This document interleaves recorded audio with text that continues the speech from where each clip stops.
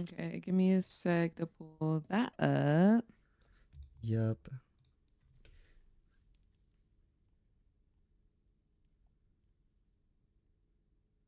And then okay.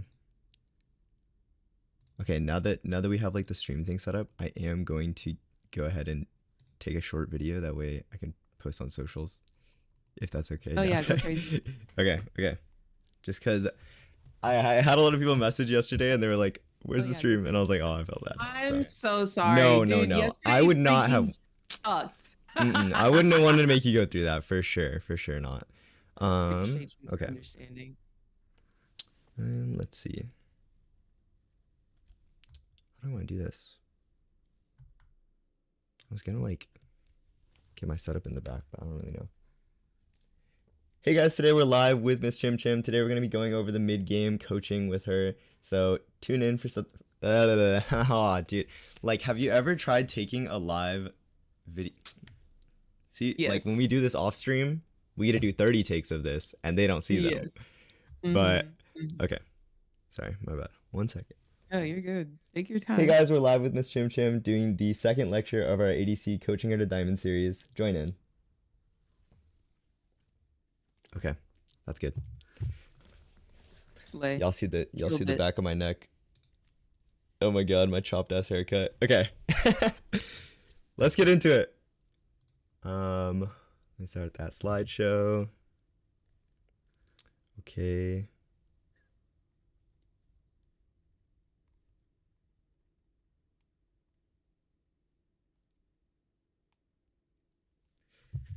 Okay. So, last lecture, we went over the first 3 levels, right? Mm-hmm. This lecture, we're going to be going over the middle game. So, this is the part after we get through the first part of that, we did the first 3 levels. Hopefully it went good, maybe it went bad. Now what do?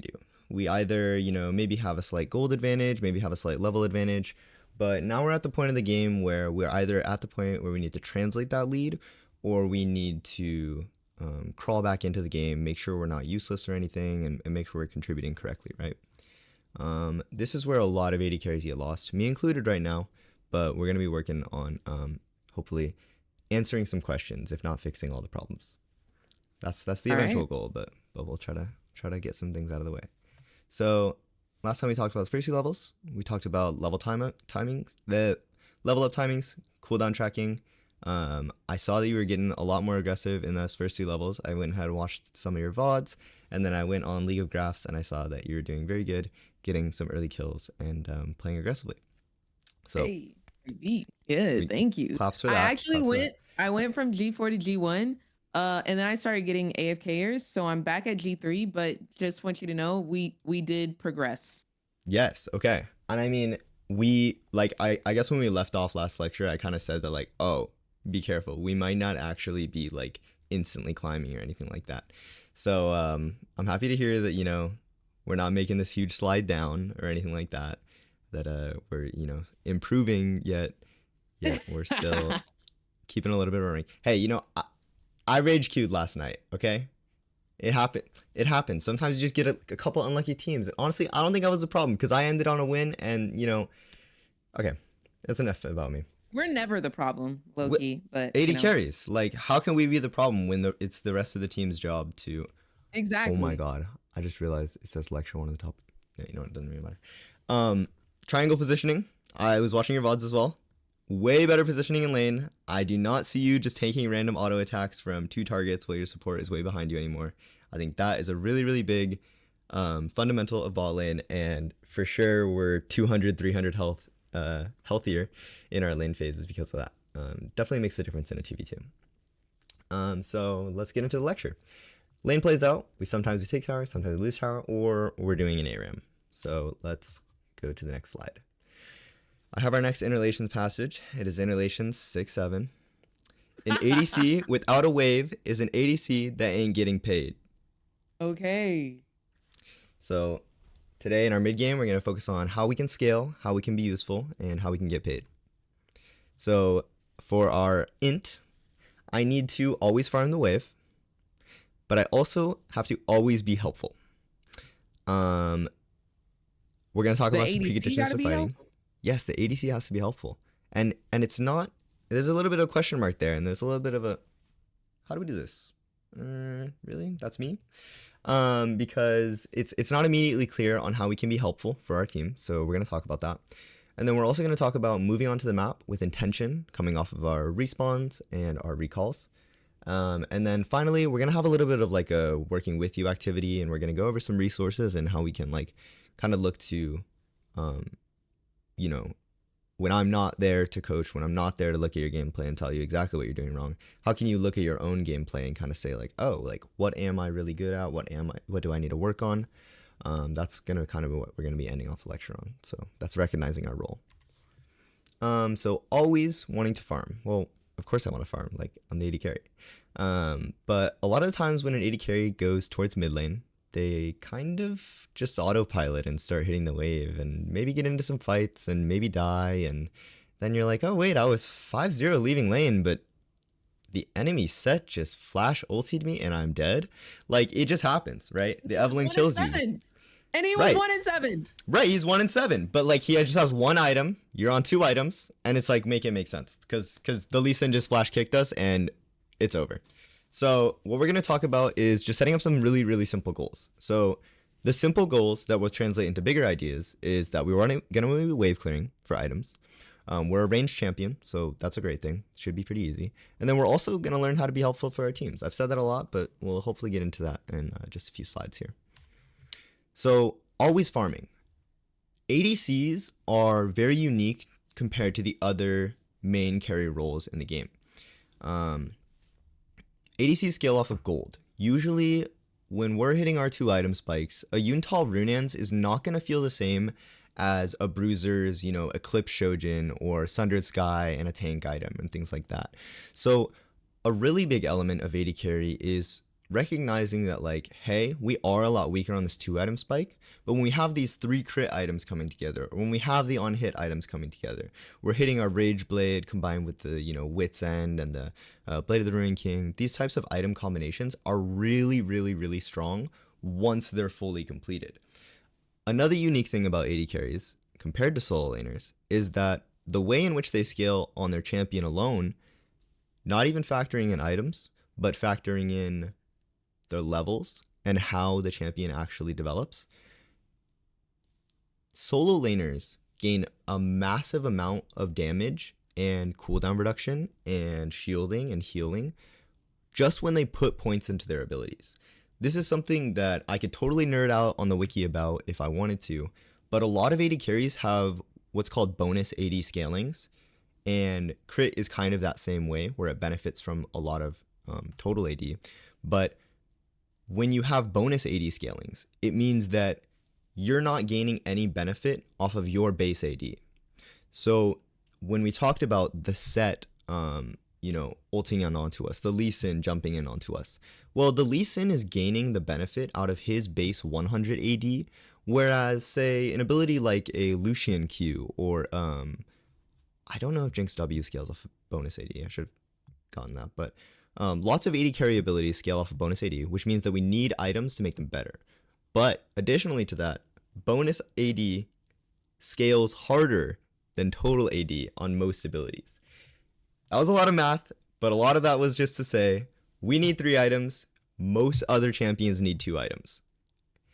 Okay. They need 2 items because they need levels, and we need gold because we need items. So, what does that mean? Well, the reason why I bring that up, and the reason why I took so much time explaining that, was because when we're mid lane, how many people walk through mid lane and take Arcane and Minion EXP? Everybody. When is there ever a time where you're mid lane and there is not somebody stealing the fuck out of your EXP? It's annoying and it hurts, and you're like, okay, well, I just wish that I was not 3 levels down on my mid laner. That doesn't matter as much because it's better that our mid laner and our top laner are side lanes getting solo EXP, and we are only caring really about the gold out of the mid lane. So that's kind of why I noticed that a lot of AD carry players in their mid lane, they get really annoyed. They're like, oh, everybody's taking their EXP and whatnot. That is not really something that you have to worry about too much on AD carry, because we're depending a lot more on the gold and not as much on the levels. Whereas our mid laner and top laner, let them farm up, let them get strong.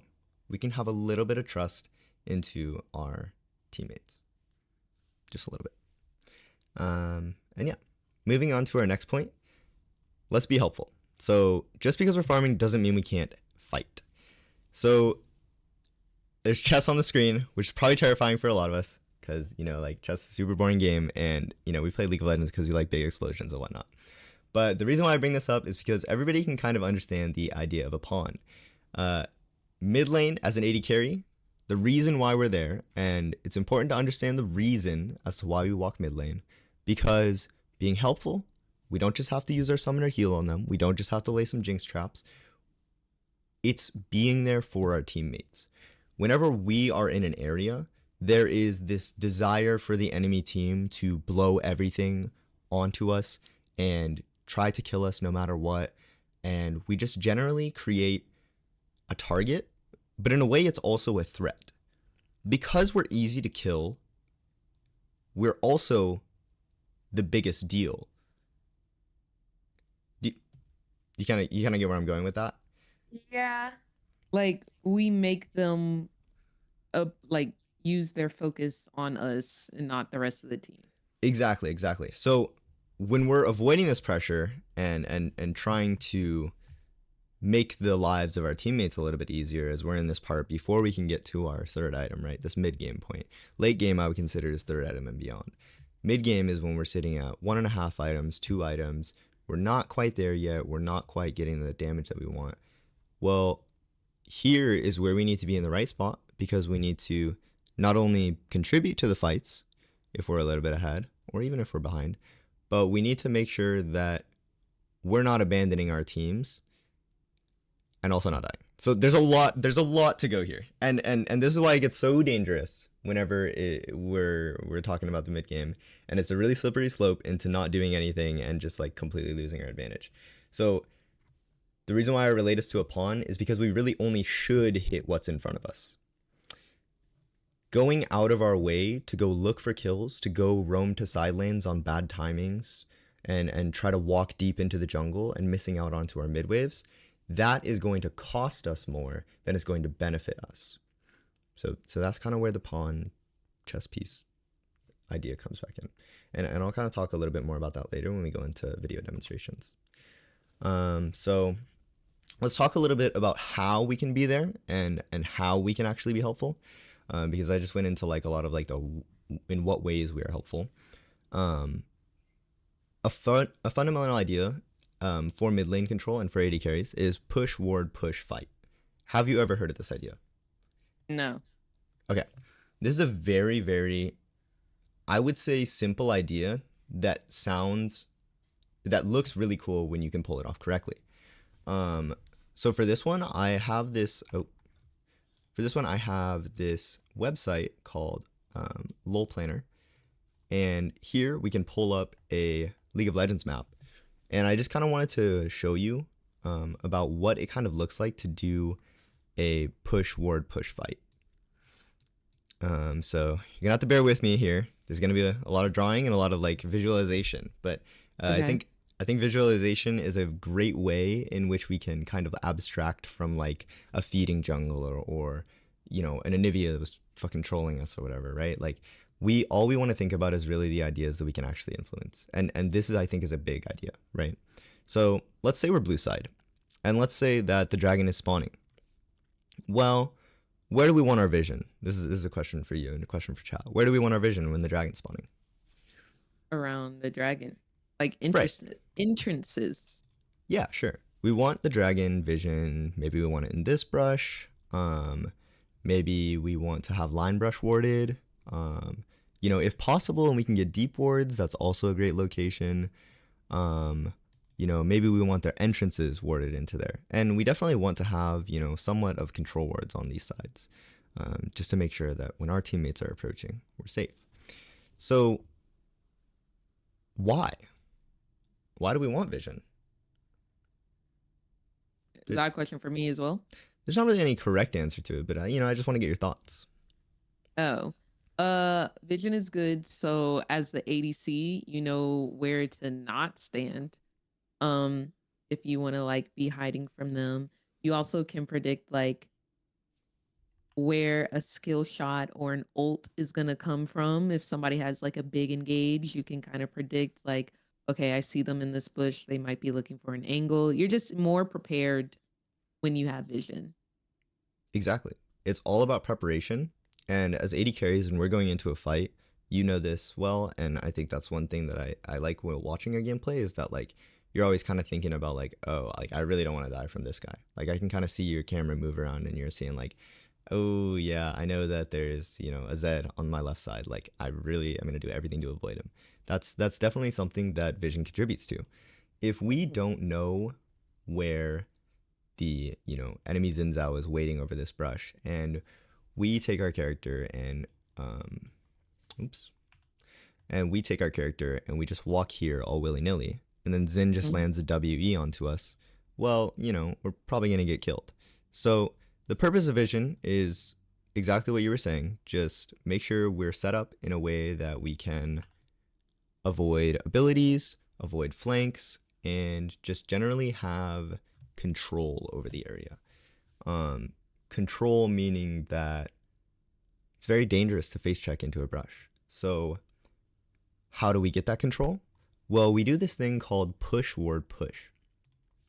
Now, as we're rotating to mid and we're fed, so let's say we won lane, right?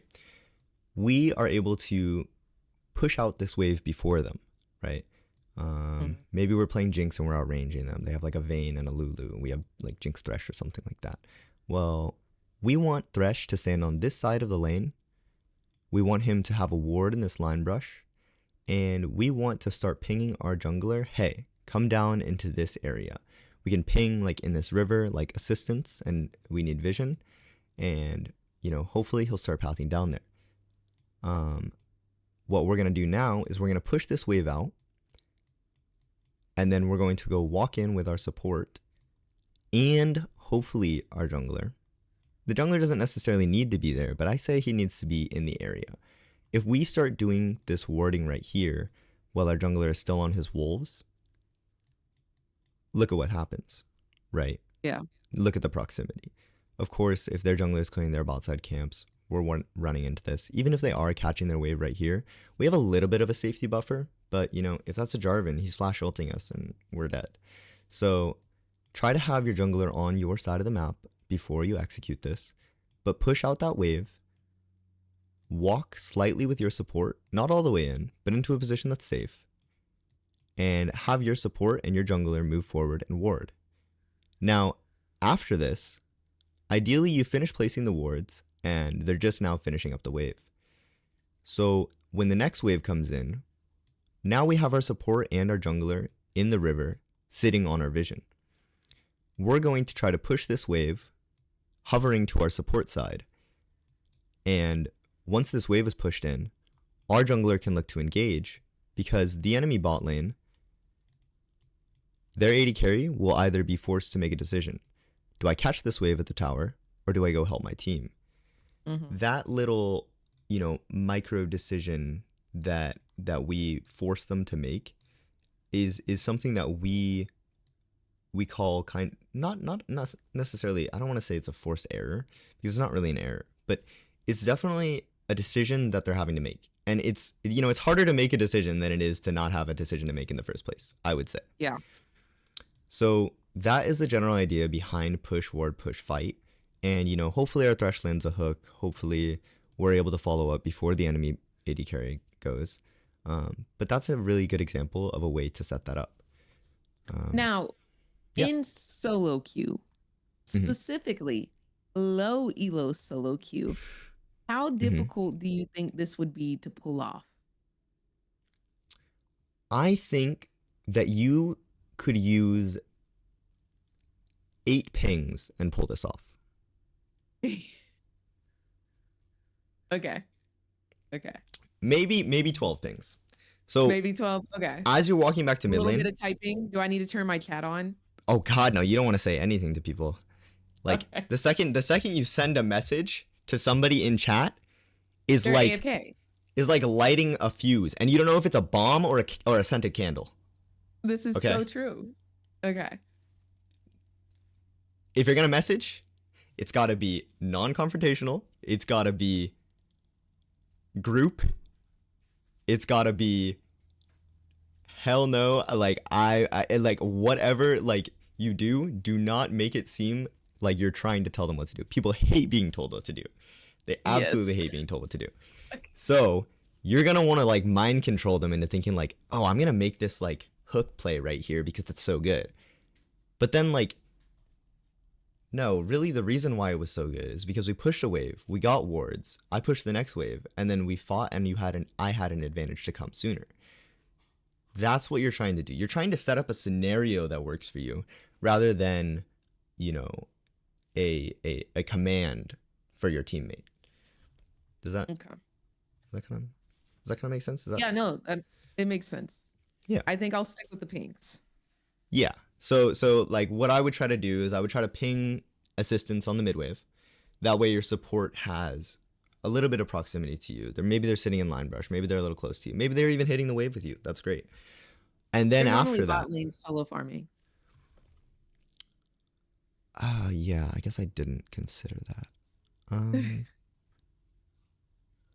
you could say can I have help on mid? Okay. Cuz if you say Okay. help me mid, To command. that's telling people what to do. You're right. Okay. You could also say group for dragon, and then they'll make a decision on like like maybe they'll run straight up bot lane river, or maybe they'll go towards you in mid lane. If you say group, people just kind of like condense a little bit and start to position correctly. So fundamental idea for objectives. We talked about pushing for mid control and this push ward push fight. Our jungle can even go in for a jungle camp. Like there's a lot of things that the jungler will start to tend to do once we set up this scenario, and once they see that oh this guy's blue buff is fightable because we have such an advantage in location, or maybe I have a jump onto him, and if we're able to come into here sooner than the other team, then obviously it's going to be great. Jinx has a little bit more or the enemy AD carry has a little bit more distance to cover, and maybe they might have to walk like a safe path. That's the kind of thing we're trying to set up and make really natural. So I talked about a way we can set things up, but also the timing in which it happens is really great too. So Neon is a professional AD carry. Oh, I'm on the wrong account. Hold on. Wait. I need to switch my Twitch account or my YouTube account. I love the Sam educational VOD YouTube. Yeah, that's where I posted our first video, actually. Period. Did I ever send that over to you? So You did not. Oh my god. My bad. No, it's good. Like I want to support. Make sure to send it over so I can Okay. like and comment and all of that. Yes, I will send that over because our first coaching VOD in full is on there. Okay. So Neon has this great guide, and honestly, I'm taking a lot of inspiration from this guide because it's always, whenever you're trying to coach somebody or help somebody out, it's always good to see what other people are saying, things like that. So Neon has this great ADC guide for part 1 and part 2. And in this part 2, he talks a lot about what to do to set up a dragon or to set up an objective. And he talks about objective timers. And right here, he is recalling a minute out from dragon. A minute out from an objective is a very special timer, because when you're 1 minute out from an objective, you're able to recall, come back out onto map with the minion wave,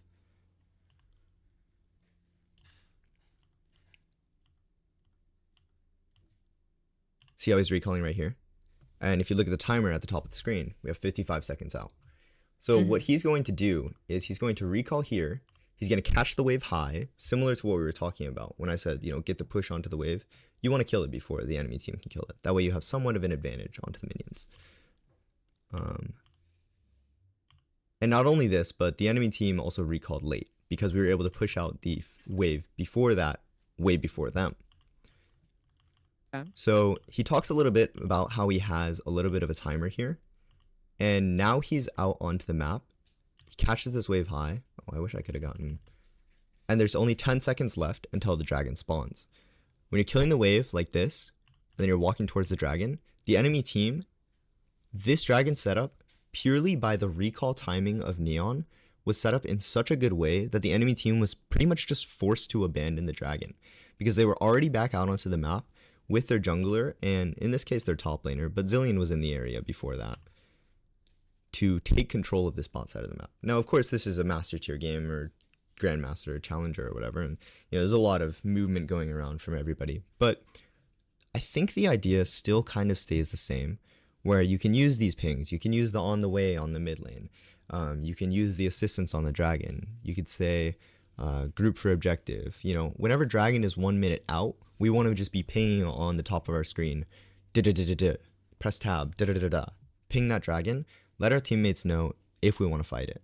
And if we want to fight it, we have to set up for it. We can't just take a recall at 20 seconds out before dragon and then move into it. That's a very, very common mistake I see in games, honestly, below diamond. From emerald all the way to bronze, I see people say, oh, I want to do the dragon. And that's because they pressed tab and they saw that the dragon was up. Rather than seeing, oh, dragon's a minute out. I need to go towards the dragon. I need to recall now, go back to mid lane, push out the wave, and then help my team gain control of the dragon area. That is how we want to be approaching the objective, and we can employ the push ward, push fight on top of that dragon control. Yes, it also does happen in diamond. I see a message in the chat there. Okay. So a way to be helpful as well, this push ward, push fight thing. Once we do have that vision line set up, so if we say push ward, push, and then fight, this means that if we're going to move all the way to a side lane, I see this is something that a lot of AD carries do as well. Sometimes your teammates are fighting in bot side river, or way down in bot lane, or maybe they're trying to take a top tower and whatnot. It feels really awkward to get pulled away from mid lane and be like, oh, well, I'm gonna miss my next mid wave after this if I go for this fight. Like, I'm just kind of stuck in river doing this, like, I'm getting stuck in a game of pickle between the mid lane and the top lane waves, or the mid lane wave and the top lane fight. So how do we make a decision here? Well, we basically want to, I don't know, is there a way to refresh this? Just refresh the page.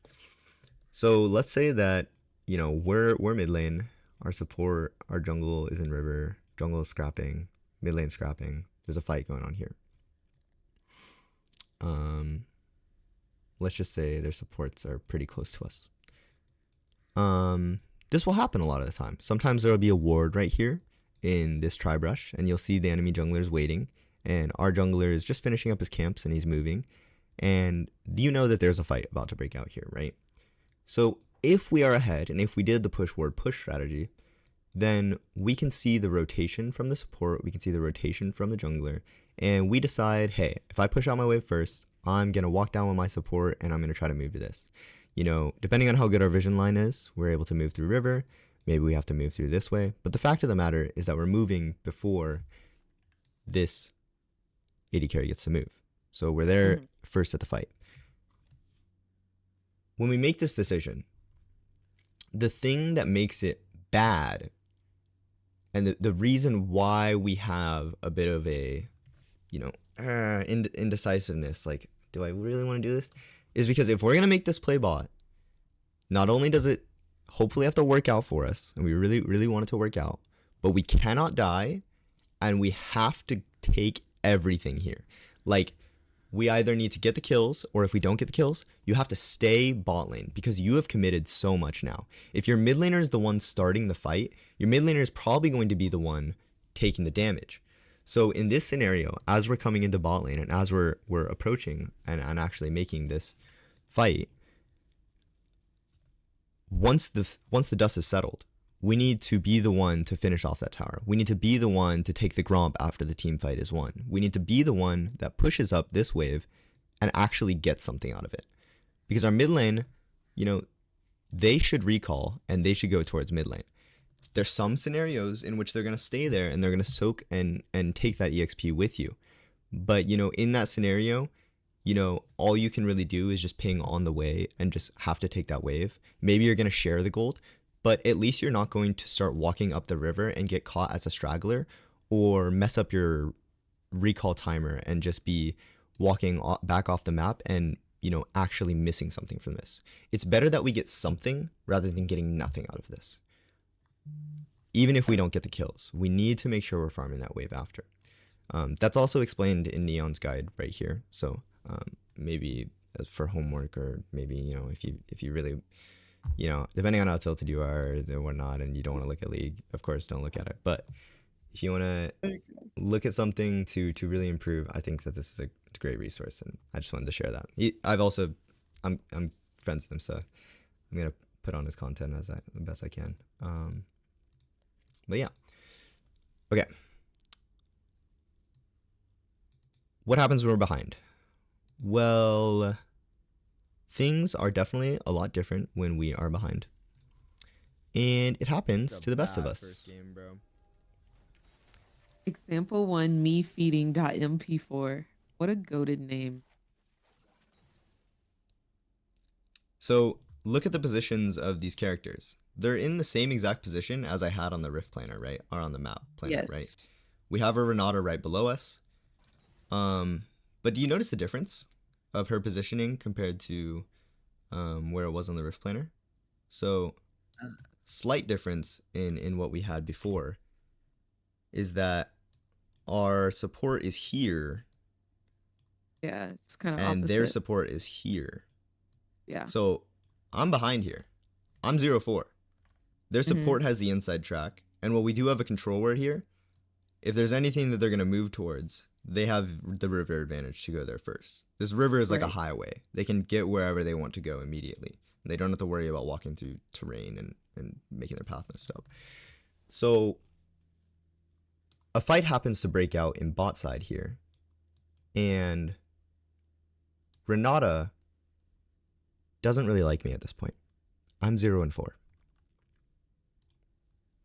Renata makes the decision to move down to try to help this fight that's breaking out in the bot side river.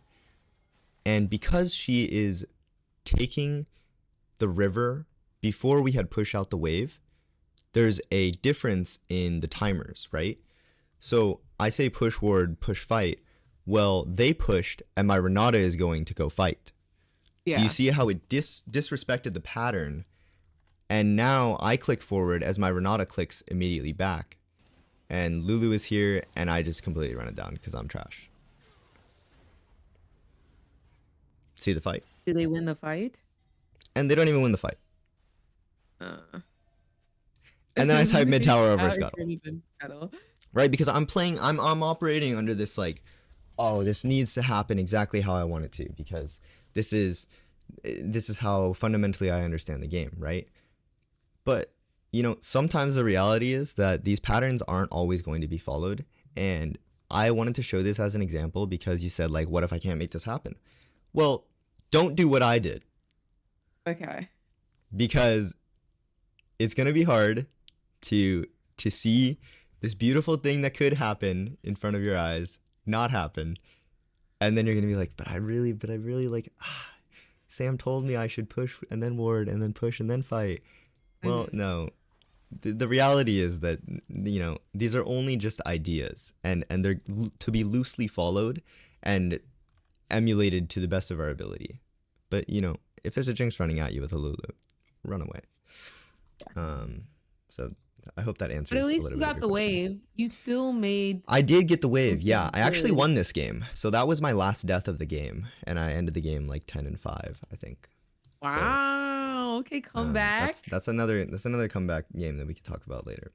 But yeah, so I definitely want to show that just to have you understand that not everything's gonna go your way after learning this. In an ideal world, what do you do there? You just respect the Jinx Lulu and drop the wave? Yeah, exactly. So if my Renata is going to move on like an off timer, where she doesn't have advantage to get into the bot side river because we don't have that vision advantage or whatnot, or the Lulu is deciding to stay mid to help her AD carry push. Um, I just have to run away. I have to hope that my Renata gains something out of it, and if she doesn't, then I probably miss out on 60 gold. It's not that big of a deal. At least I didn't give away the mid tower. At least I didn't die. And if they do end up completely sieging the mid tower, then that's my Renata's mistake and not mine. And it's better that I don't compound it with more mistakes rather than do exactly what I did. So that's kind of just like looking at our own videos and looking at our errors and like, now that I'm not currently at 4 deaths in my current state on this August 15th, I can look at that and be like, okay, what are you doing? Like, Yeah. it's not mid tower over scuttle. It's why the fuck did I die mid lane? So yeah. That to say is ADCs don't have the one-to-one impact in the mid game in the way Fed topside champ does. So this is what I was talking about the 2 items, right? So when those champions come to team fight on the dragons, they teleport in on the bot waves and whatnot. The AD carry that's 5-0 compared to the AD carry that's like 2-2. That difference is not going to matter as much as the top laner that's 0-3 and the top laner that's 3-0. So that Big is fact. something that we can use to our benefit, right? Because if we know that that fight is going to go bad because their top laner is there, then we don't have to really engage into it and we don't have to make it worse. But if we have our top laner that's 0-3 and we have a 3v3 fight going on, or maybe it's a 2v2, it's my top laner and me versus their support and their AD, like there's a chance that my top laner, my solo laner actually has more impact than them than that Fed AD carry. So that's kind of what we're gonna have to lean on as we fall behind in the mid game, is that we just have to hope that our teammates are able to recognize how valuable it is to kill that AD carry. And honestly, AD carries make a lot of mistakes. A lot of people make a lot of mistakes. And so getting the shutdown of an AD carry when they're fed is a lot easier than getting the shutdown of another champion when they're fed. Simply because the AD carry is just so vulnerable in this mid game part. So I would say definitely just try not to panic is my biggest thing out of when we're behind. So another thing when we're Are there behind is, any yeah, mid-game ADCs? yeah, for sure. Lucian is probably one of the best examples of a mid game AD carry, right? Lucian, one of the things that helped me get challenger, was I would be walking out of lane 1,000 gold up. Maybe I'm only a Dirk ahead. I'm 1,500 gold ahead. Maybe I have a BF sword advantage, right? I walk out of that lane with that advantage. When I'm going to mid lane, I'm push, ward, push, fight on repeat. I'm dashing into them on repeat on the mid wave under the conditions that I'm just about to talk about right here.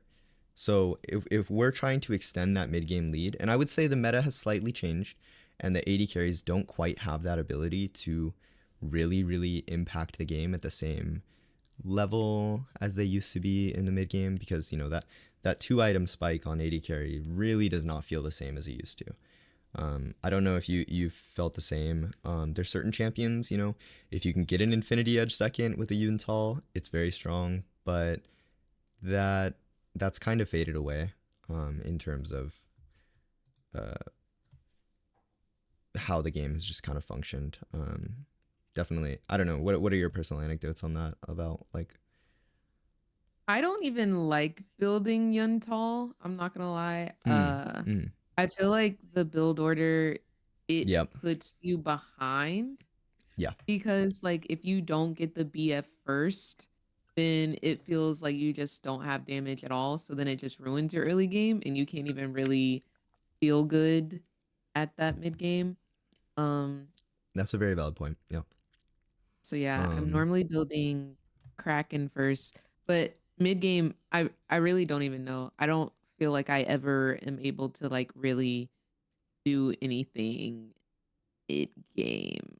yeah. This second Ever. item Valley, in power, Yeah.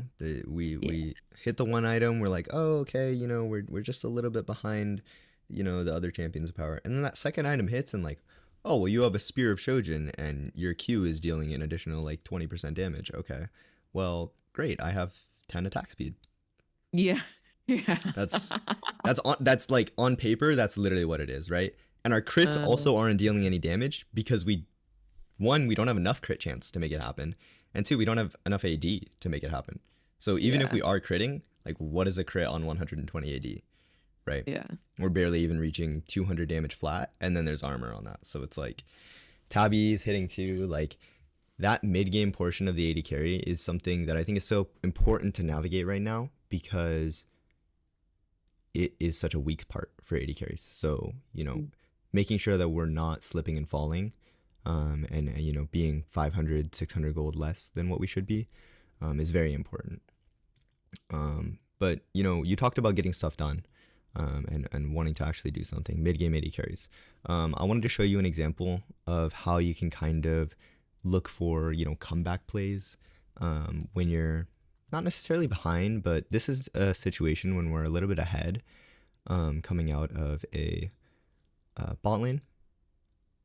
So here in this scenario, I have a great advantage of the Yunara. I'm an entire item up on this Yunara, but if we look at the scoreboard, the enemy Kennen has a We 500 gold bounty. He's even more items up on me, and their jungler is fed. Their top laner has a huge lead, 30 CS, one level up. Really, the only person ahead on my team, or yeah. even like close to power level, is me. My Diana a little bit, but she's a bit interesting.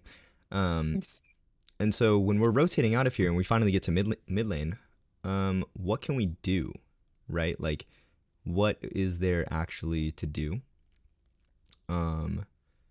So I guess I would just want to take it back just a little bit.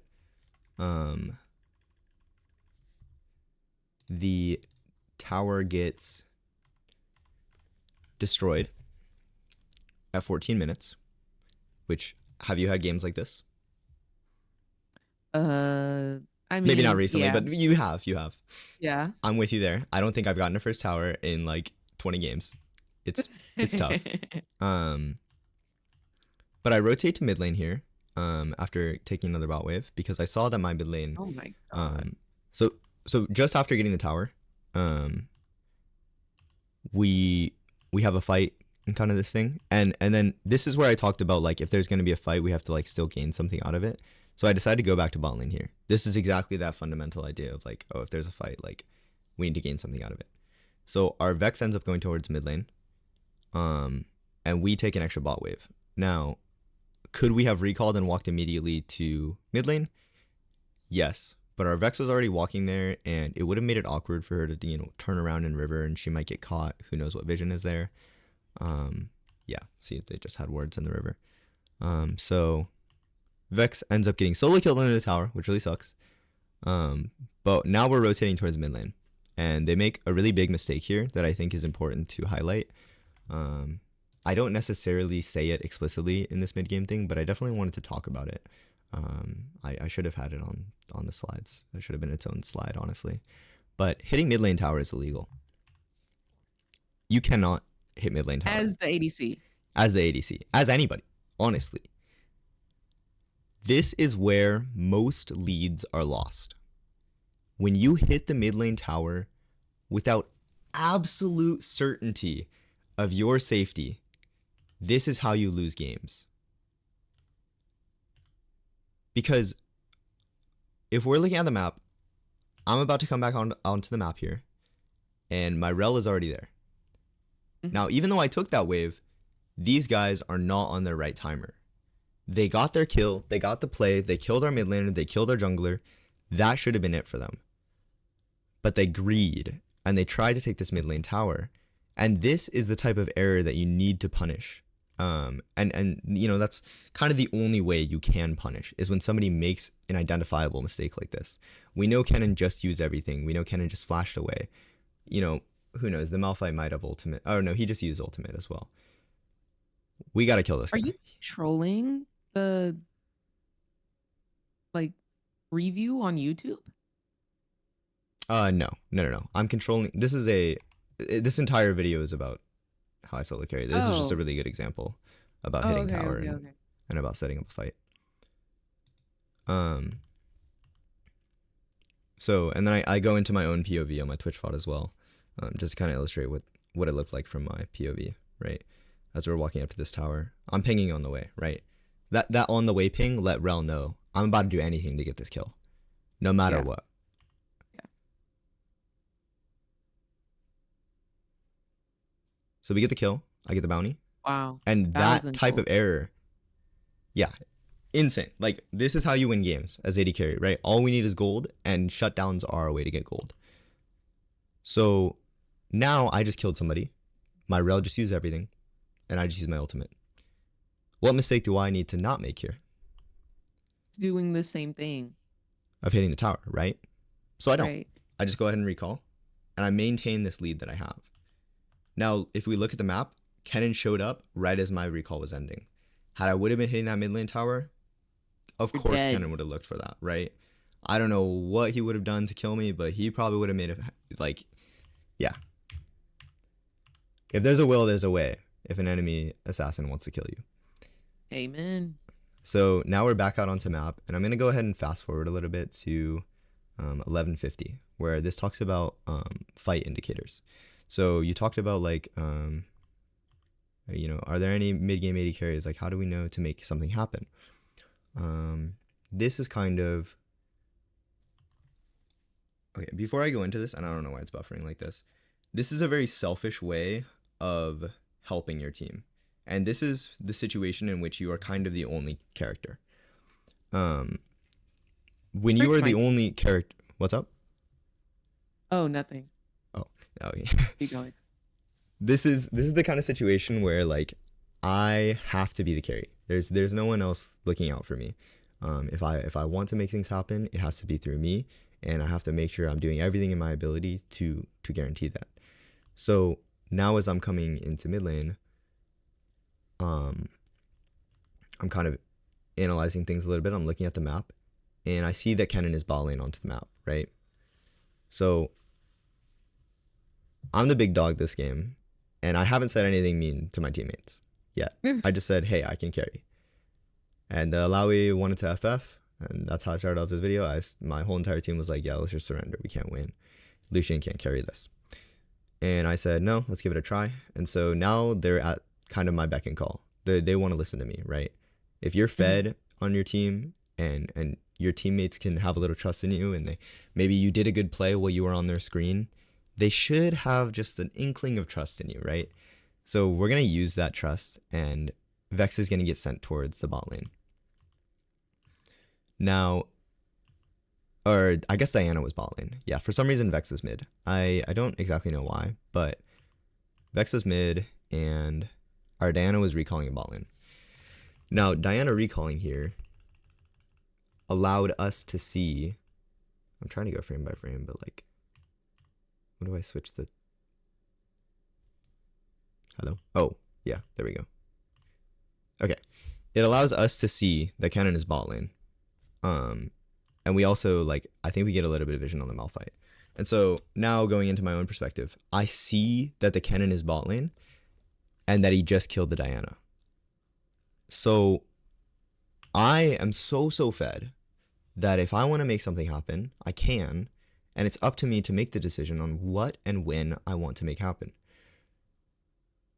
So now that Diana has died, we have a bit of a timer here. I can look to just dash forward like an idiot because I know how safe I am. Not only that, but Wukong is also diving top lane.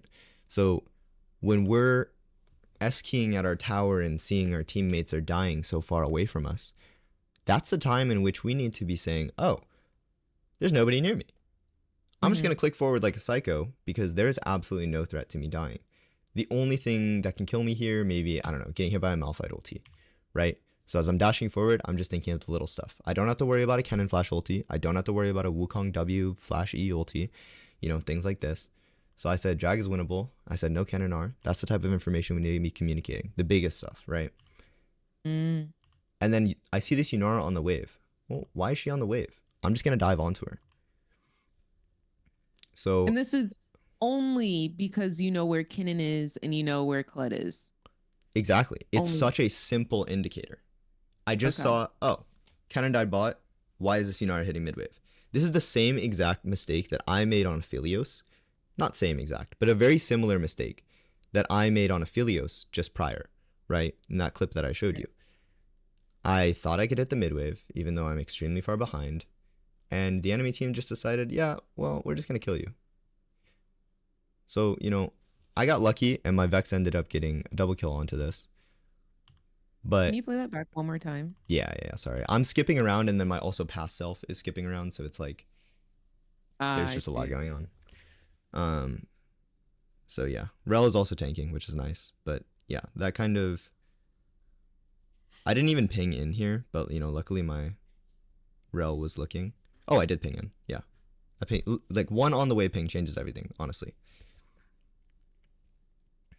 Um, I don't know why I'm pausing for. I think I talk about my mouse movement. In the original video, I'm talking about my mouse movement and how I'm preparing my mouse backwards for if Malphite wants to ulti as I turn around. You'll see my mouse fly up in right there because Malphite turned his character around. So this is kind of like a Cassio ulti. That's my previous cursor, past self, looking at it. Got my hands off right Mm. now. So you'll see I even click backwards. I probably didn't need to click backwards. But yeah, I'm just preparing that Malphite ulti. Dear If God, I'm you're pausing a preparing lot. for the Malphite ulti, you're flashing it. Like that's your only. Yeah, Malphite is AP, and honestly, I am scared shitless to die this game. So, Yeah. Okay. um, that's pretty much all I'm doing there.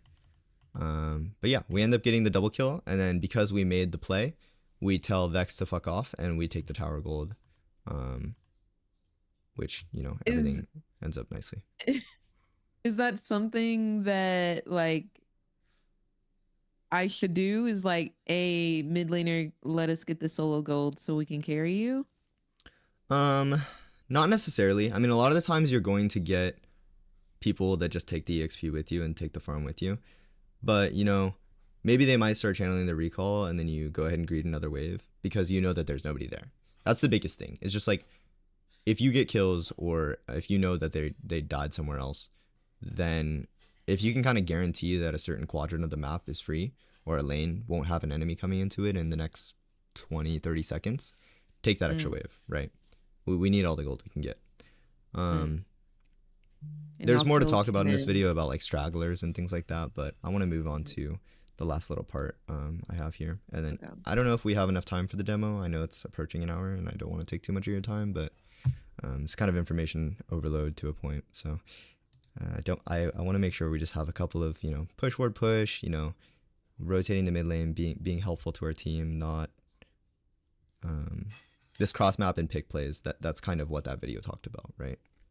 If we see people doing stuff elsewhere on the map, if we see the Wukong is walking into top side, if we see that Kennen is bot lane, that's where we're actually making our play on mid lane because we can't quite reach to our teammates. Okay. The last thing I wanted to talk about was just being intentional with our movements. So I know a lot of the times that we can kind of get into this like lazy pattern of just like walking towards mid lane every time coming off of bases. But sometimes, oh my gosh, why is this the mobile preview?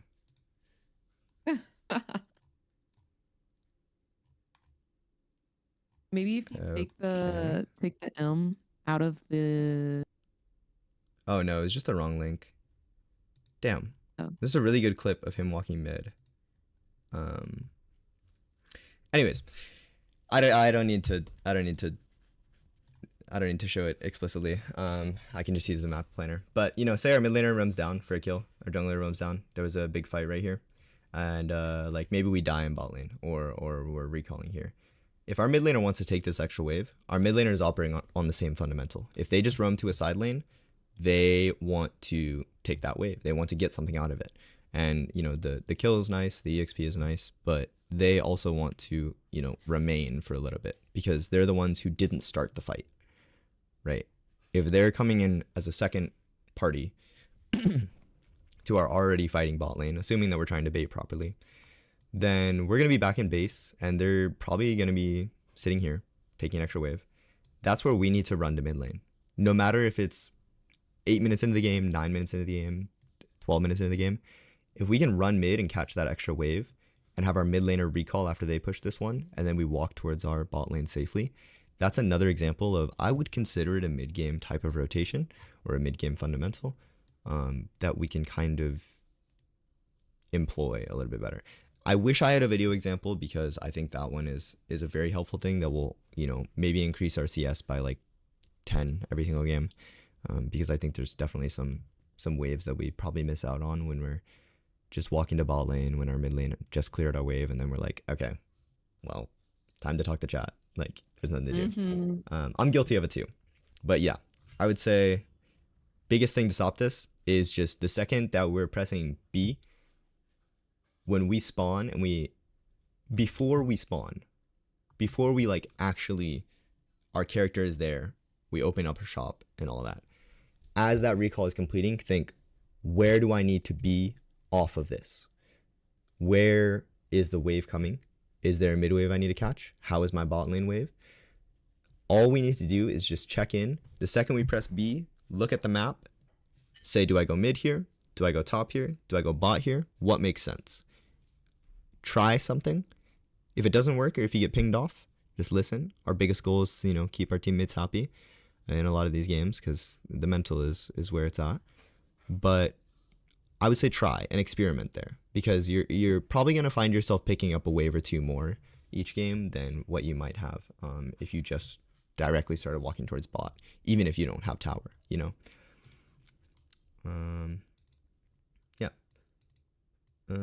So yeah, once we're mid lane, press tab, we're looking at objective timers, just a little bit of review, and then guide our support and jungle into the correct side of map with pings. We kind of already went over this.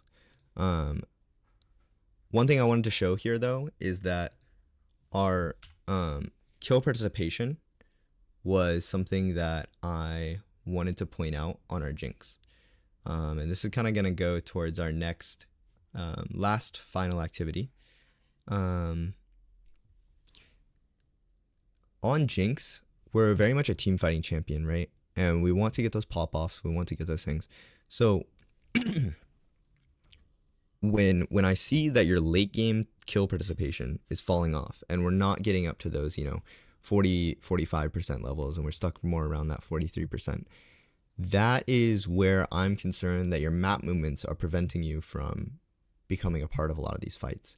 Maybe we're farming an extra side wave as the wave is coming in, and then our teammates break out into a fight mid lane, even though there's seemingly nothing there.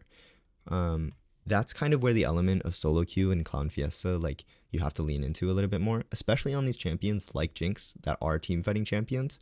Here is where moving out onto the map with intention means that predicting our teammates' inability to make a good play means that we have to compensate with a map movement that might not be the best, might not be optimal, might not be in isolation the best thing to do, but is going to have the best outcome because of what our teammates are doing. I mean, have you ever had somebody pinging dragon and pinging baron at the same time? You guys split up, one side loses, you lose the dragon, and then you go towards baron, and then the enemy jungler comes to baron and also steals it because you didn't do it fast enough. Yes. That type of decision making absolutely kills one games. When I'm talking about one games, I mean 40% of the games you're going to win, 40% of the games you're going to lose. 20% is that middle ground where you have to make sure that you're making the most impact you can. You can lose those 40% of the games because your teammates are making split decisions. When you're ahead, always move as a team, and especially on a champion like Jinx, which is a team fighting champion. She's a beast. After we hit that 3 items, what are you farming side lane for? Like, one kill it's over, right? Mm-hmm. So to finish this off, and as we get into this mid-game discussion, I know you're comfortable on a lot of AD carries. I know that you love Jinx. So to make things simpler for you and to have you not have to focus on too many things, I wanted to kind of narrow down our champion pool. And so we're also going to identify what we're good and what we're bad at right now. I don't want to say bad, but that like our fundamentals need improving, right? So when I say fundamentals need improving is like if we're not getting kill participation on Jinx when we're, the biggest team fighting champion in the game, does that mean that, we're not team fighting correctly, or does it mean that we're farming that side wave, right? I saw your reaction when I said you weren't farming that side wave. So I'm thinking that, we can do a little bit of diagnosis onto what's happening there. But so we're gonna look at some tools for that. But just to hear your thoughts, like what champion would you like to play 60% of the time? For sure, Jinx. Okay, For sure. so Jinx is our 60% play rate. Now, Jinx is banned, or they have all assassins and they have a Jarvan. What are we playing 20%? Isa. Kai'Sa is our second champion. Okay, that's great. Kai'Sa, we're also But going to look. Yeah? I think Kaisa is good for me for like self peel. But like Mm, I think my best champion, if it's not Jinx, is Caitlyn. But I don't know if I mm, would necessarily feel good playing Caitlyn into four assassins and like right. because I only have my E. So I think Caitlyn should be our third and fourth pick, because Caitlyn Okay. not only is Caitlyn kind of tough in the meta right now, but her power is very distinct, and I think she benefits a lot from good matchups, more so than say a Jinx or a Kai'Sa, right? Um, I think if we do get a Sona support, probably not trying to pick Kai'Sa. So what would we say our fourth champion is if we need to, we're not having a Lux, we're not having some snare champion that can set up our Caitlyn, and the enemy team has picked up, some champions that we just don't like playing Jinx into. Ooh. Okay. So if we're doing Jinx, Kaisa, Kate, fourth, like my pocket pick is Tristana, but I would probably Ooh, play Samira. I actually like Tristana a lot right now, and I think she's really strong, and I think that she fits into the kind of filling out that triangle of things that we need, right? I think that, you know, if we're picking comfort is up here with Jinx. If we're picking, counter pick and dive and self peel with Kai'Sa, and then we're picking like lane crushing and matchups with uh, Caitlyn, then Tristana kind of fits in the middle of that, where she has the self peel with W, she has the carry potential like Jinx with her big crits and scaling, and then she also has that engage follow up, right? Where if we're one shotting on Kai'Sa, we can do very similar things on Tristana.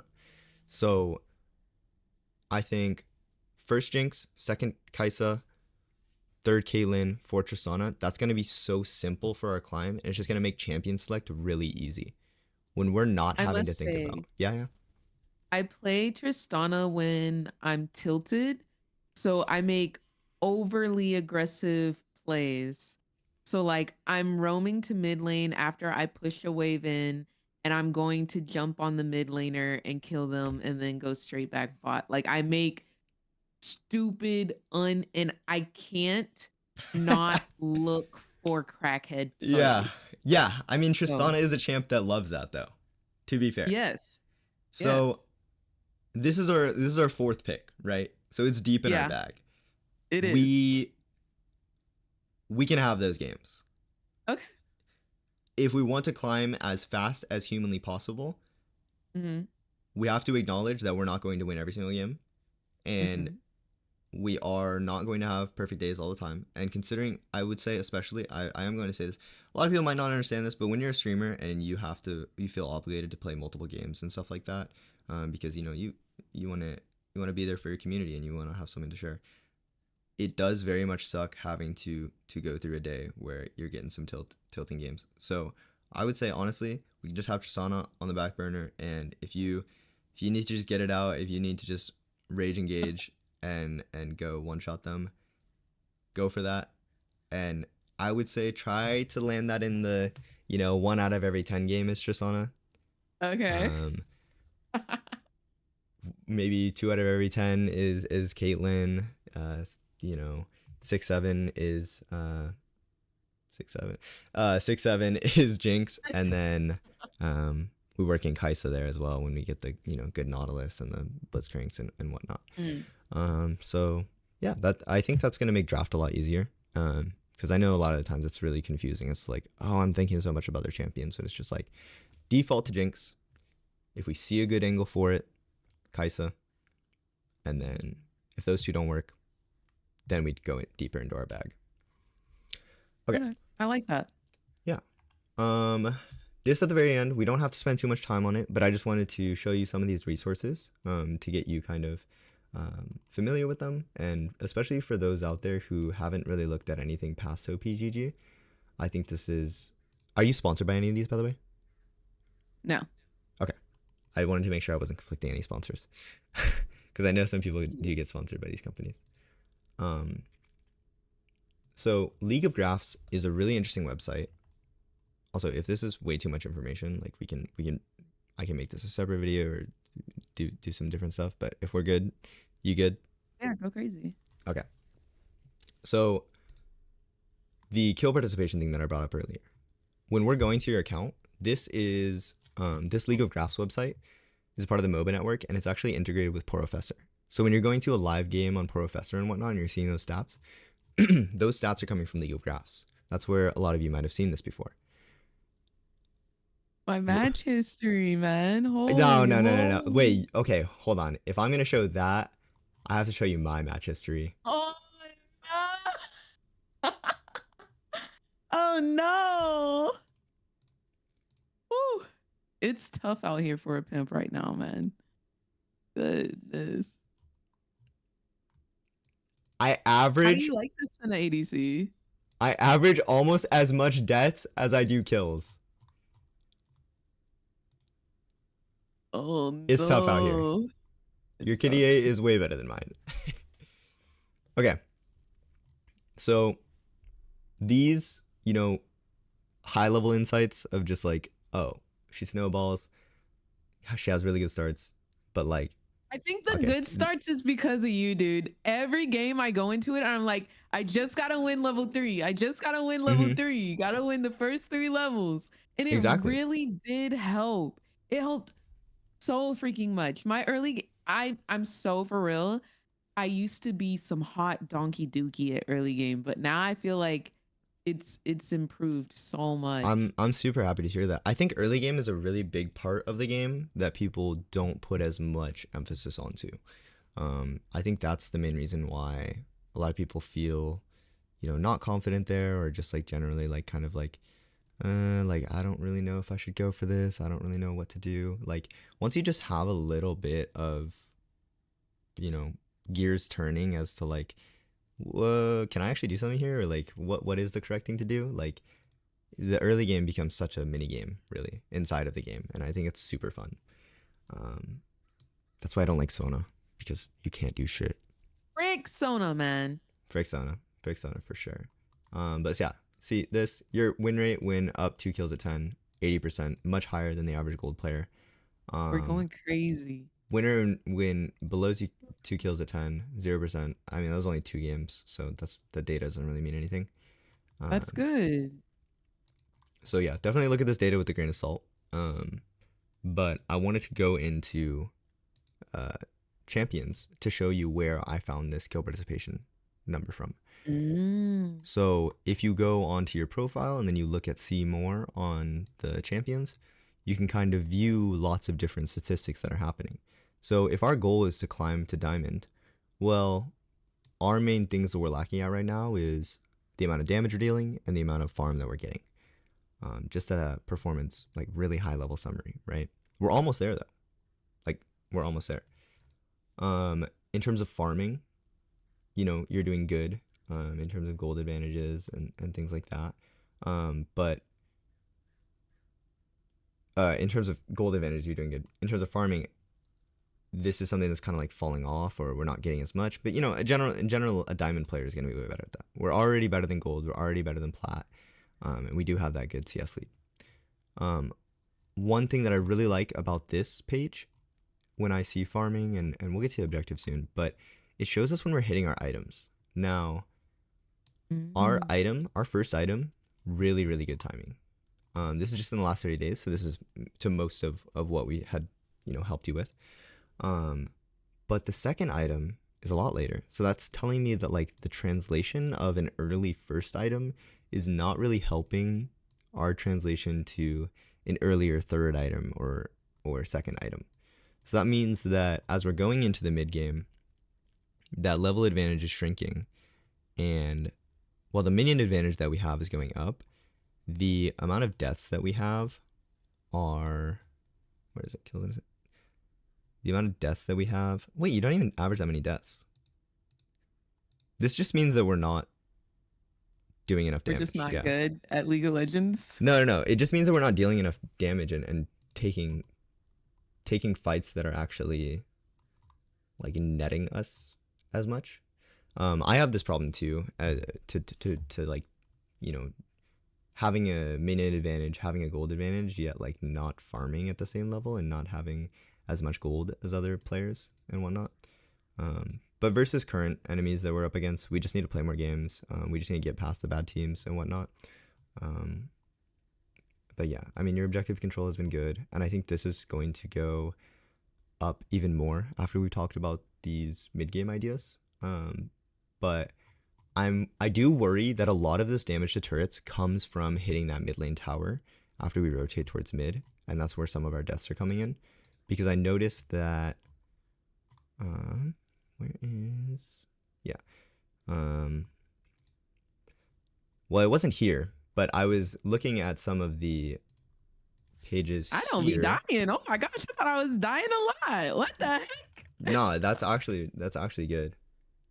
That my deaths are just skyrocketing. But this webpage I really like because it shows kind of a score of how we're performing in the game. Um, and honestly, I think this one is pretty accurate. I think it's a lot more accurate than the op.gg score.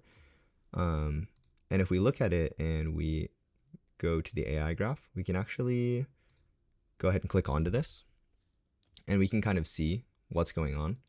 So for example, we can click here and the blue team ends up getting this dragon right here, and it shows a win probability as the game is going on, right? So going into this, right here, we had a 64% chance of winning the game, and we have a great advantage. And then as we're moving forward, this 4 that happens right here, we're getting the kills in mid lane, and then we go forward, we get another kill right here, but then it starts to fall off because we just randomly get like picked, and that's like kind of the only thing that's on the map right now that's happening. And what timing does that happen at around?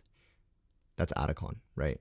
So that's that objective timing where like, yes, we may have few deaths, but when They're and important where are deaths. those deaths happening? Right. So when I had 5 deaths on Aphelios and then I ended the game like, I don't know, 10 kills or something like that, we can open up that game and look at it as a bit of a case study. I've picked a lot of AP Kalista recently. It's oh, I had 6 deaths at the end of the game. Oh, did it just reset? Okay.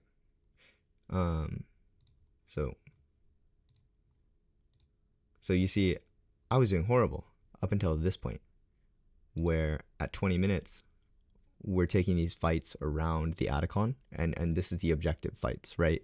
This is where we're scrapping over the dragon. We're actually trying to, team fight properly and things like this. And you'll see like the AI score went up by 10. Well, what does that really mean? It means that I won a team fight and Jinx died. And if we look at Jinx proportional score at this point in the game, it falls off of a cliff, right? So even though she might have had some advantage over us, and at this same time in the game, oh my god, I got a huge raid. Even though we might have had some, Hi, lackluster Ray. performance up into that. Yo, welcome in, guys. We're doing the last little bit of coaching for our coaching lecture 2. Welcome in. We're talking about mid game AD carry improvement. Right now, we're talking about different platforms that we can use for improving, and looking at things that we can improve on. So yeah, welcome in. Um, yeah, that's just kind of one website that I like to look at things and see how my deaths and how my kills have actually impacted the game, because these points on the graph are indications of like kind of winningness of the game and how things will move um, as the game goes on, because we see like just before this it was 56%, and then at this point it goes to 60, and then we win another fight and it goes to 75. So like how much impact does the death actually have? Well, we can just look at this website and see an actual number representation Mm. for our deaths. So that's another way. That's deeplol.gg. And then the last one, I think we'll talk about VOD reviews and pro VOD reviews in a later lecture. I know we're kind of going a bit over on the 1 hour that I normally set aside, but Analytics is kind of fun because we can just kind of look at tier lists and see who's strong generally in the game.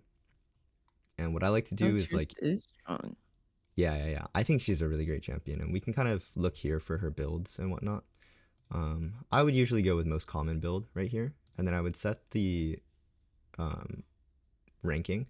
I would change this to Diamond Plus, and then you can either go for global. You can also go Korea if you want to see what they're picking there. But I would typically map it to NA. This is Oh, gonna get you flamed least amount because it's what people are used to. Um, so this right here is just a really great resource. OPGG has the same thing. I think it's good too, but um, they do the have same you ever exact heard thing of a basically. site called LOLVVV? That is normally what I use when I look for like pro plays, How do you spell pro it? builds. LOLVVV. Yeah.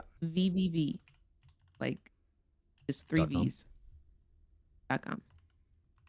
I've never checked this out before. This is great. I love the resource sharing. Yeah, looking at pro builds is kind of like interesting because um,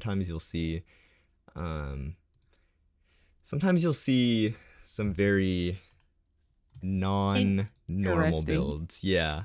So like if you go to Mm-hmm. Callista right now, they're all gonna be testing out the Nashor's Tooth buff onto Callista. Um, and you'll see like they're not getting very good performances out of it. Well, pro players often have some certain ideas about how to play champions and about how to play the game that are oftentimes incorrect. So um, when looking at what they are doing, kind of take it as like they're trying to make the most out of their practice time in solo queue. They're just limit testing. They're gaining something different out of those games than what we're gaining out of it, right? So if we're trying to practice our mid game, our build is kind of one of the last concerns at the moment. I'd say we should start worrying about build and start worrying about, you know, odd itemization once we're at a point where we're not dying randomly on mid lane tower and we're not, Mm-hmm. of course it's always going to happen. It will, inevitably we're going to make mistakes here and there, but like there are bigger impacts to the game than just an item build at the moment. So that's something to totally be mindful of and be wary of. Yeah, so definitely just check out builds on LoL Analytics. Check them out on OPGG. Check them out on LoL VVV. Like whatever looks good to you, and whatever you find most comfortable, go with that. But I wouldn't spend too much headspace on that if that makes sense. Mm.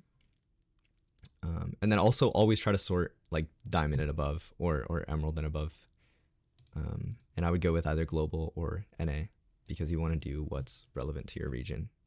Um, that's one thing that like a pro player taught me like 4 or 5 years ago, that I carried with me. Okay. But yeah, I think that about wraps up the lecture. I don't have an outro slide, but I will get that first lecture over to you so you can share it with your community, and whatnot, or you can just review it. Next lecture, we're going to be going over. I haven't decided yet on whether I want to go over like team fighting and about like mini mechanics and whatnot. Mhm. But I think if you'd be interested in a mechanics coaching session, I think that would be kind of more of a hands on session. So it might look a little bit different than the normal lectures that we're doing. Okay. but that could be something fun. Yeah. Yeah. Any last I'd be questions? down. Um, so a big like synopsis of what I should be practicing this week would be A, making sure I'm always farming. Yep. B, trying to be in the right place at the right time. So like sometimes I might have to give up that wave to make sure I'm with my team. I think the third thing, like even though I am supposed to be talking about like yeah, moving with intention, um would be to make sure I'm at the team fights cuz it sounds like I'm Mm-hmm. prioritizing farming or side lanes on Jinx specifically rather than being the team fighting champion. Um, Mm-hmm. so making sure I'm at those team fights, moving with that intention. Um, I think another big thing that I picked up was to not hit mid tower. Like Yeah. it's illegal. It's a really big Don't, bait. yeah. Um, Overstaying for objectives like turrets and dragons and things like that, losses immediately. You're gonna get killed. You're gonna get swept. So try to get the recalls early, but also your team is not gonna recall at the correct time. So mm, you there's a really delicate balance of like yeah. be with the team, but also don't greed. That's where pings are gonna be helpful. Ping back, communicate with them, let them know. Ping the enemy respawn timers. That's gonna be something you're gonna have to watch out for. That'll kind of help guide your teams a lot more. So um, Okay, I guess there's five things then. there is a um, lot that we went over today. I would yeah. say um, If I had to take three if you to had to like take really three, drill. focus on that third item. Be in mid lane, doing push ward push at best we can. Push ward push fight, right? And then when you're moving onto the map, think about where you need to be 1 minute out, or looking at objectives like where do I need to be? Just every time we press recall, where do I need to be? Where do I need to be? Whenever we're pressing that B, whenever we're making a decision on where we need to be, just like Oh, make it way and ahead of not time. not going like bot lane if my mid laner is bot because of a gank. I should go catch the mid wave. That's an Last example of just question. like press and B. Mm-hmm. Um, there was a game yesterday, I think it Mm-hmm. was. I think I was Jinx. Mm-hmm. I got bot tower. We got bot tower like super early. I This had a one, Xerath mid. Oh, is this it? you Oh, had I a have a Zed mid in Zed this mid one. here. I had a Xerath mid in this one that I'm Okay, thinking of specifically. I love how you pulled this up immediately. so I I had a was gonna bring it Xerath up, but mid. I couldn't work it in. But yeah, go on. Yeah, yeah, yeah, yeah. He did not want to go bot. He did not Right, want to go bot at all. He was pinging me off of mid lane. We had already right. gotten bot tower. He was super upset. He was calling me names in all chat. Mm-hmm. Do I still go mid there because I got bot tower? Yeah. So you're only gonna want to be mid lane there when there is an objective spawning and you're needing to group towards the mid lane to push out that wave before the objective. In that scenario, try to communicate with the top laner, see if you can rotate the top lane there, or just try to be wherever the next objective is going to be. Whether that's Rift Mm, Herald, whether that's Dragon. If we're bot lane and we already took the tower, but Dragon is spawning, hey, that means that we can get wards deep in the enemy jungle.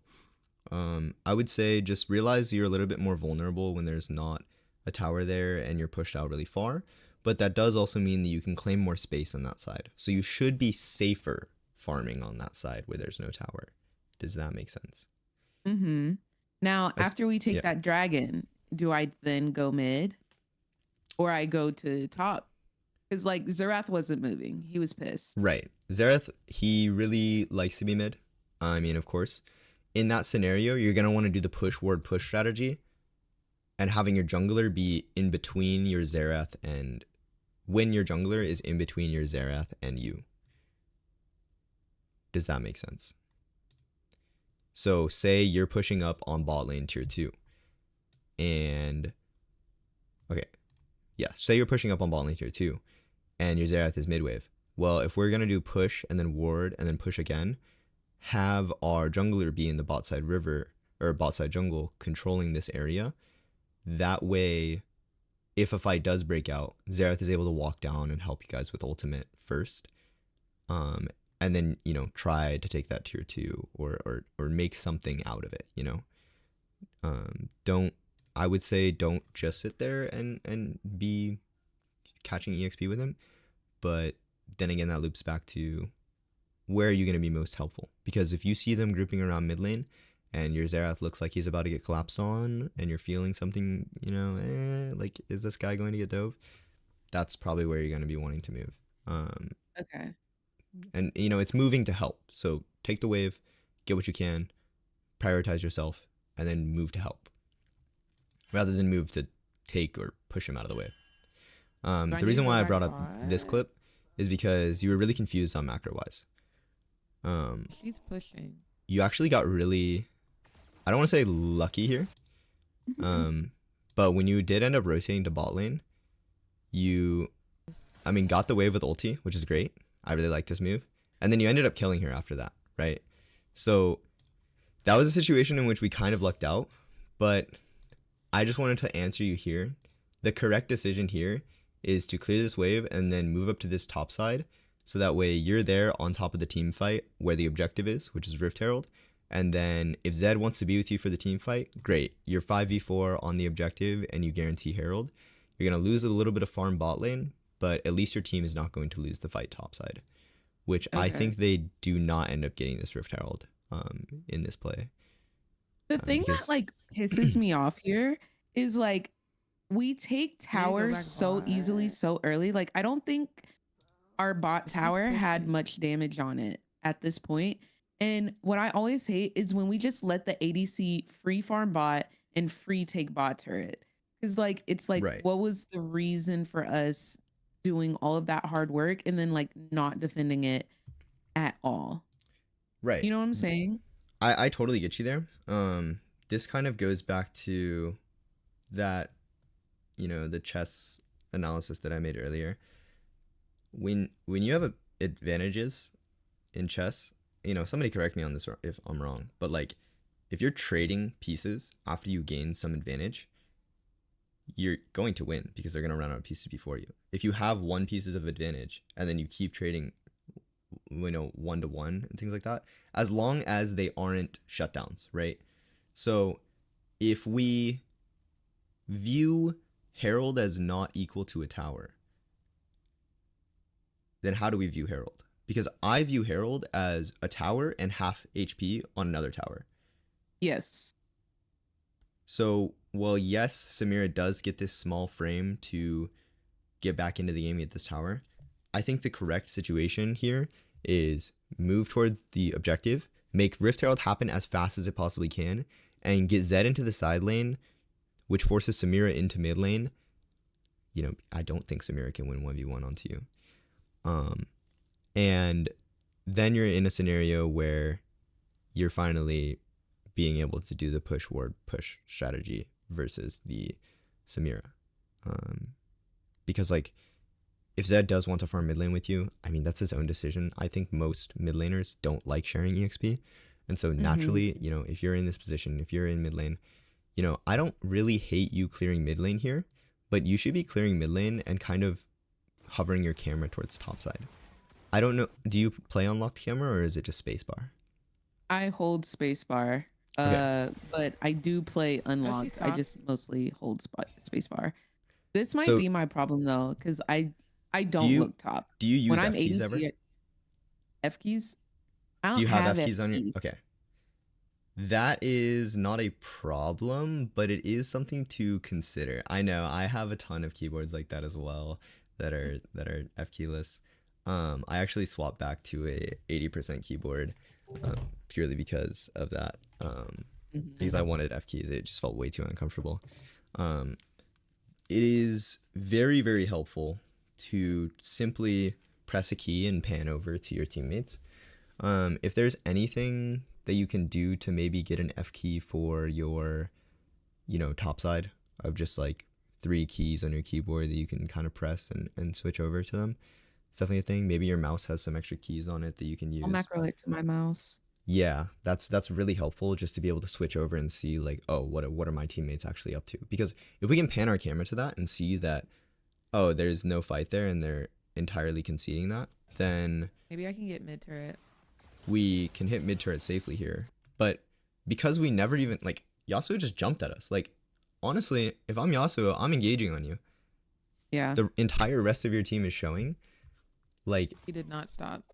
that was hella illegal for you to hit the mid lane tower there. And I'm sure there's many situations because like, you know, that was just one example of a situation where you walked up to the mid lane tower and like Yeah, you've died there before, right? yeah. All right, I go. So now you're going over to the bot side of the map Na-na-na-na. and your team gets stuck in the top side of the map because you're not able to actually have damage to finish the objective and there's no strong arm Jinx saying like everybody back the fuck up because I'm about to like air this bitch out. Like that is the entire point of Jinx in as a presence, right? If she gets a Yes, reset, you lose.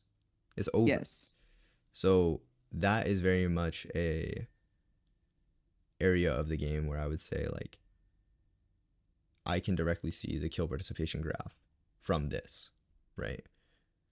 Um, audio delay 100. What? Oh, that's so confusing. Na-na-na. I don't ever use VLC. My bad. Got my But yeah, diamonds on my Is it face. like F1 for top lane? Do you know? I binded mine to have F1 for top lane, F2 for jungle, F3 for mid, F4 for support. Typically it's F1 for you, F2 for um jungle, down the line. But when you yeah, I definitely rebind it. But when you do that, it's the same thing as spectating. If you press your F keys while you're dead, it'll actually highlight the spectator thing as if you're clicking on the spectating thing.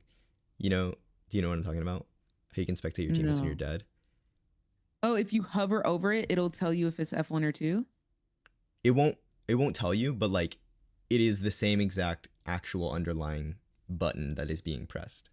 Like the action of you clicking on Kale right here would just be you pressing your F key. So it's already a built-in mechanic into the game. They just added it on the death recap because nobody knew about it. Mm, okay. Kind of interesting, Okay, cool. but yeah, F keys are huge. Just panning over to our teammates definitely allows us to assess the fight, and yeah, for team fights, for objectives, we're 80 carries. We got to be there. All right. Yeah. Okay. Information overload. Hopefully those questions at the end were just like kind of quick answers as to like Yeah. Oh, this was some perfect. things. Thank you so much, Sam. Yeah, for sure. I'll hopefully have this uploaded by later today to YouTube. I don't know. I might upload it to my main channel instead of that VODs channel, but we'll see. I'll let you know.